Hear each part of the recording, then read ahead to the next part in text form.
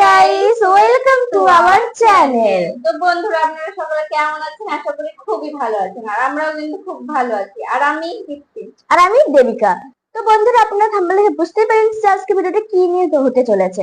তো আজকে ভিডিওটা কিন্তু খুবই ইন্টারেস্টিং হতে চলেছে। আজকে ভিডিওর টাইটেল কি হলো, বাংলাদেশের সেরা 10 জন কিংবদন্তি কণ্ঠশিল্পী। তো বন্ধুরা, টাইটেলটা কিন্তু খুবই ইন্টারেস্টিং। আর দেখবো বাংলার সেরা কোন কোন 10 জনের কিংবদন্তি আছে এই ভিডিওতে, সেটা অবশ্যই দেখবো। আর আপনাদের ফেভারিট যদি কোনো কিংবদন্তি কণ্ঠশিল্পী থাকে তাহলে অবশ্যই কিন্তু আপনারা বলবেন যে ভিডিওর মধ্যে যে থাকবে, অবশ্যই কিন্তু কমেন্টে জানাবেন। আর আমরা দেখবো যে আমার সব থেকে কোন কিংবদন্তি কোন কণ্ঠশিল্পীকে বেশি ভালো লেগেছে সেটা অবশ্যই কিন্তু ভিডিওর লাস্টে বলবো। তো অবশ্যই আপনারা প্রথম থেকে শেষ পর্যন্ত দেখবেন। আর এই ভিডিওর অরিজিনাল লিংক কিন্তু নিচে দেওয়া আছে, আপনারা চাইলে সেখানে চেক আউট করতে পারেন। বর্তমান সময়ে বাংলাদেশে কণ্ঠশিল্পীর কোনো অভাব নেই, তবে এই সকল শিল্পীর মধ্যে এমন কিছু লিজেন্ডারি শিল্পী রয়েছেন যাদেরকে পুরো দেশের মানুষ এক নামে চিনে থাকে, কারণ এদের গান মানুষের কাছে এতটাই জনপ্রিয় ছিল যা আপনি কল্পনাও করতে পারবেন না। তো আজকের এই ভিডিওতে আমরা দেখতে চলেছি বাংলাদেশের সেরা 10 জন কিংবদন্তি কণ্ঠশিল্পী কারা এবং এদের সবচেয়ে জনপ্রিয় গানগুলো। আমার বুকের মধ্যখানে মন যেখানে, হৃদয় যেখানে, চিঠি লিখেছে বউ আমার ভাঙ্গা ভাঙ্গা হাতে, আম্মা জান আম্মা জান, এই গানটাও তো শুনেছি। আম্মা জান। আর চ্যানেলে যারা নতুন তারা অবশ্যই সাবস্ক্রাইব করবেন। অবশ্যই নাম্বার সাবস্ক্রাইব 1, করবেন। এন্ড্রু কিশোর। বাংলাদেশের সেরা একজন কিংবদন্তি কণ্ঠশিল্পী হলো এন্ড্রু কিশোর। তিনি জন্মগ্রহণ করেছেন 4 নভেম্বর 1955 সালে এবং তার জন্মস্থান হলো রাজশাহীতে। এন্ড্রু কিশোর ছিলেন বাংলাদেশের একজন প্রখ্যাত কণ্ঠশিল্পী এবং দেশের মিউজিক ইন্ডাস্ট্রির চলচ্চিত্রের প্লেব্যাক কণ্ঠ দেওয়ার সম্রাট। তার অন্যান্য কন্ট্রিবিউশনের মধ্যে বেশ কিছু ফেমাস গান আছে যা আজও মানুষের মাঝে গেঁথে রয়েছে, যেমন তার অন্যতম একটি গান হলো আমার সারা দেহ এই ওগো মাটি। আমার সারা দেহ হে ওগো মাটি, তাছাড়াও রয়েছে ডাক দিয়েছেন দয়াল আমারে এই গানটি। ডাক দিয়াছেন দয়াল আমারে। এছাড়াও তার বিশেষ একটি গান হলো আমার বুকের মধ্যেখানে এই গানটি। আমার বুকের মধ্যখানে মন যেখানে, হৃদয় যেখানে।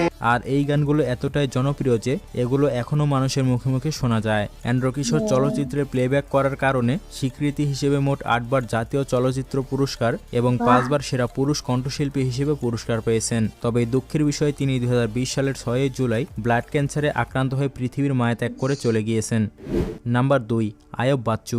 বাংলাদেশের অন্যতম প্রখ্যাত কণ্ঠশিল্পী ছিলেন আয়ুব বাচ্চু, তবে তার পুরো নাম হচ্ছে আয়ুব বাচ্চু রবিন। তিনি জন্মগ্রহণ করেছেন 16 আগস্ট 1962 সালে এবং তার জন্মস্থান হল চট্টগ্রামে। আয়ুব বাচ্চু তার ক্যারিয়ারের শুরুতে আগলি বয়েস নামক একটি ব্র্যান্ড প্রতিষ্ঠা করেছিলেন। তারপরে নগর বাউল এবং সোলসে যোগদান করে তার সঙ্গীত জীবন পরিচালনা করতে শুরু করেন। আয়ুব বাচ্চুর কিছু জনপ্রিয় গান হলো সেই তুমি কেন এত অচেনা হলে, গানটা আমার প্রচুর ভালো লাগে, এখনো বুঝি এবং শুনি আম্মা জান গানটা, সিনেমা এত খ্যাত গান সুন্দর। আম্মা জান আম্মা জান। আম্মা জান আম্মা জান, চোখের মনি আম্মা জান। এছাড়াও তার আরো একটি জনপ্রিয় গান হলো এক আকাশের তারা তুই। এক আকাশে তারা তুই, একা গুনিস নে।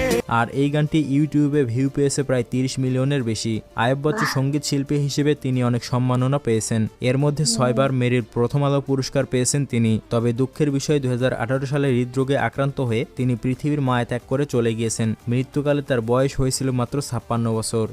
Number 3, James. পুরো বাংলাদেশের একজন নামকরা ও জনপ্রিয় সিঙ্গার হলেন জেমস, তবে তার পুরো নাম হচ্ছে ফারুক মাহমুদ আনাম। তিনি জন্মগ্রহণ করেছেন 1964 সালে এবং তার জন্মস্থান হলো নওগাঁ জেলায়। জেমসকে মিউজিক ইন্ডাস্ট্রিতে অবদানের জন্য গুরু বলে ডাকা হয়, কারণ তিনি ছিলেন একাধারে সুরকার, একাধারে গীতিকার, অভিনেতা, কণ্ঠশিল্পী, গিটারিস্ট এবং বলিউড প্লেব্যাক কণ্ঠশিল্পী। জেমসের কিছু জনপ্রিয় গানগুলোর মধ্যে রয়েছে গান হলো বাবা বাবা বলতো ও খোকা, এবং জেমসের আরো একটি জনপ্রিয় গান হলো গুরু ঘর বানাইলা কি দিয়া। গুরু ঘর বানাইলা কি দিয়া, দরজা জানলা কিছু নাই।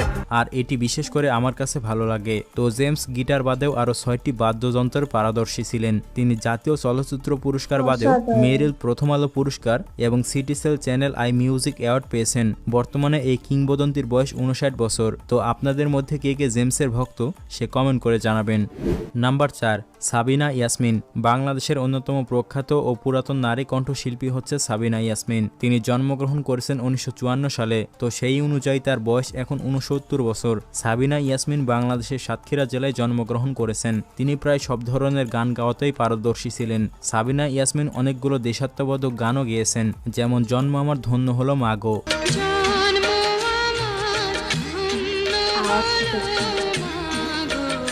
এছাড়াও গেয়েছেন দেশাত্মবোধক আরও একটি গান, একটি বাংলাদেশ।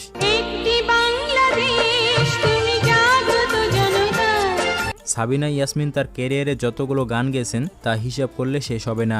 আনুমানিক তিনি প্রায় 12,000-এর মতো গান গেয়েছেন। সাবিনা ইয়াসমিন জাতীয় চলচ্চিত্র পুরস্কার পেয়েছেন। এমনকি গানের জগতে তার অসাধারণ প্রতিভার জন্য 1985 সালে ভারত সরকার তাকে ডক্টরেট ডিগ্রি প্রদান করেন। নাম্বার 5, মনির খান।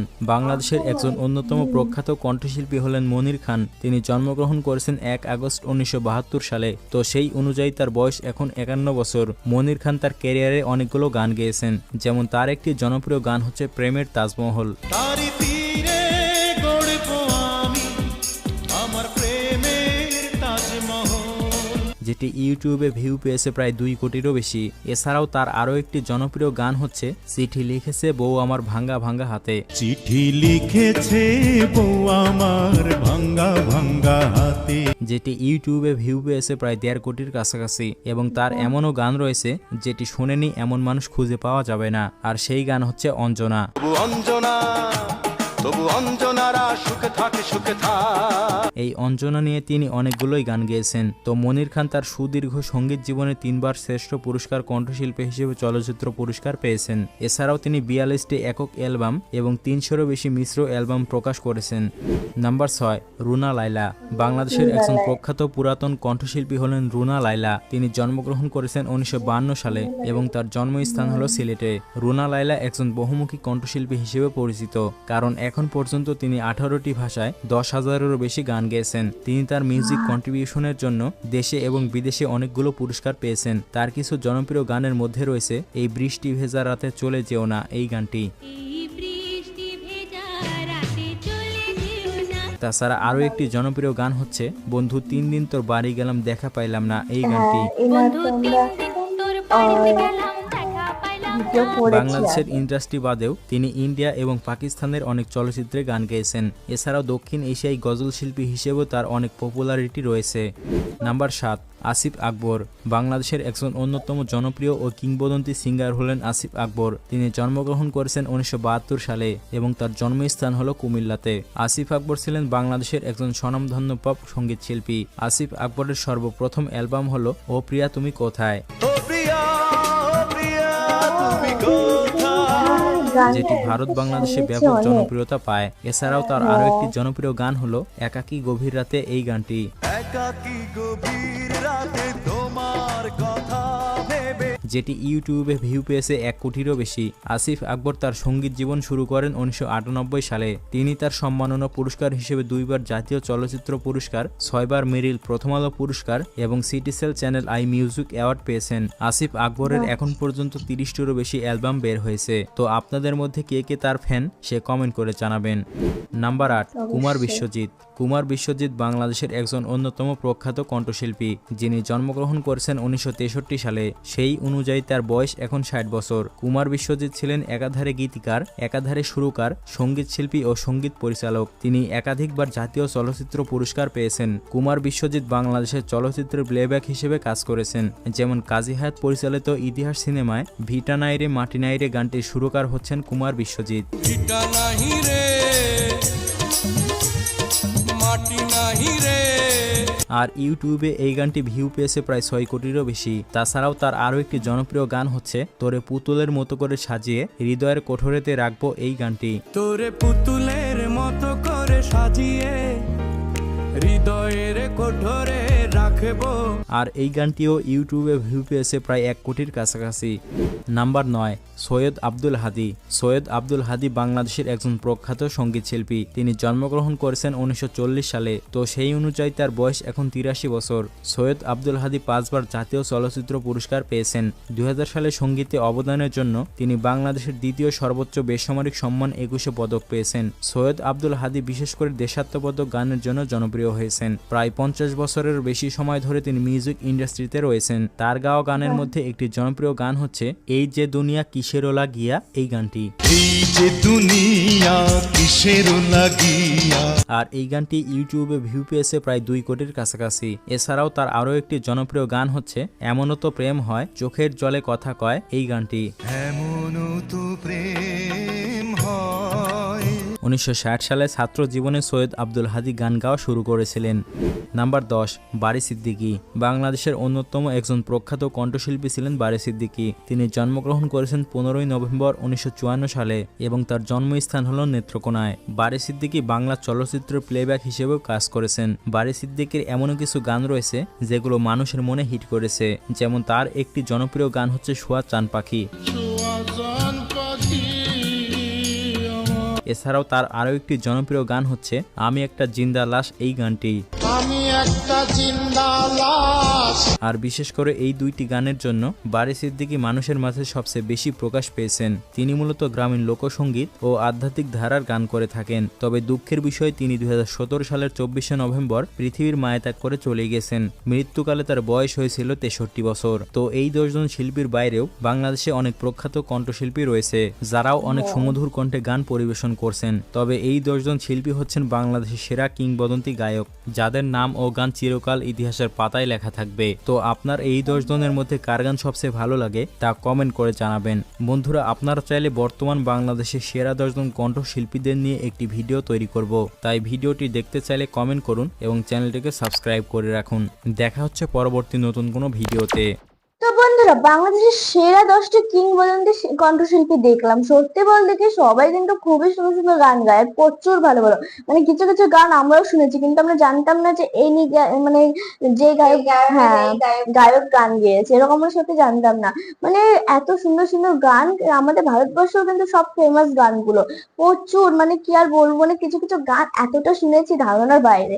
মানে যেমন আছে আয়ন বাচ্চুর যেরকম একটা গান আছে যে সে তুমি কেন এত অচেনা হলে, এই গানটা আমি এখনো পর্যন্ত শুনে যাই, মাঝে মধ্যে আমার ফোনে এখনো ডাউনলোড করা আছে, আমি এখনো শুনি।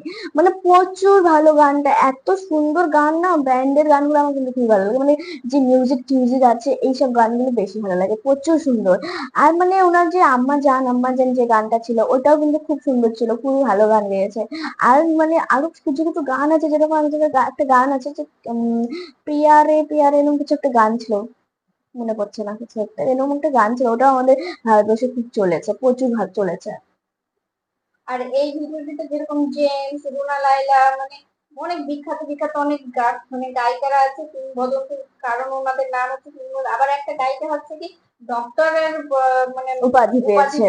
তাই ভাবা যায় ওনাদের নামে যতই বলা হয় ততই কম। মানে হ্যাঁ, আমার কিছু বলার নেই, মানে কি বলবো, কিচ্ছু বলার নেই। ওনারা তো হচ্ছে আমাদের মানে গুরু, মানে ওনাদের থেকেই তো এত গান হয়েছে, মানে ওনারা ইতিহাসের পাতায় লেখা আছে, তো ওনাদের নিয়ে কিছু বলাই যায় না। হ্যাঁ, ওনারা খুবই সুন্দর সুন্দর গান গেয়ে আমাদের উপহার দিয়েছে। সত্যি বলতে কি অনেকে কিন্তু মানে আমাদের সঙ্গে এখন এই পৃথিবীতে নেই, কারণ ওনাদের গানই আমাদের সঙ্গে আছে, তাই ওনাদের কখনো কেউ ভুলতে পারবে না। তো ওনারা মানে এতটা সুন্দর গান গেয়েছে আর আমাদের এত সুন্দর সুন্দর উপহার দিয়েছে, তো খুবই ভালো। তো বন্ধুরা, আপনাদের কোন কিংবদন্তি সব থেকে পছন্দ হয়েছে সেটা কিন্তু অবশ্যই কমেন্টে জানাবেন। আর আমার কিন্তু সব থেকে পছন্দ হয়েছে, গানটা তো বলেই দিয়েছি কোন গানটা সব থেকে পছন্দ হয়েছে, আর খুবই ভালো লেগেছে। আর আর বন্ধুরা, আমাদের ভিডিওগুলো কেমন লেগেছে সেটা কিন্তু অবশ্যই কমেন্টে জানাবেন, আর লাইক কমেন্ট শেয়ার করে বলবেন। আর যারা আমার চ্যানেলকে এখনো সাবস্ক্রাইব করেন তারা অবশ্যই কিন্তু সাবস্ক্রাইবটা করে দেবেন, আর পাশে থাকা বেল আইকনটি অবশ্যই প্রেস করে দেবেন। তো বন্ধুরা, বেশি কথা না বাড়িয়ে আজকে ভিডিও এখানেই শেষ করবো, দেখা হবে আরেকটা ভিডিওতে। এখনের জন্য বাই বাই, টাটা।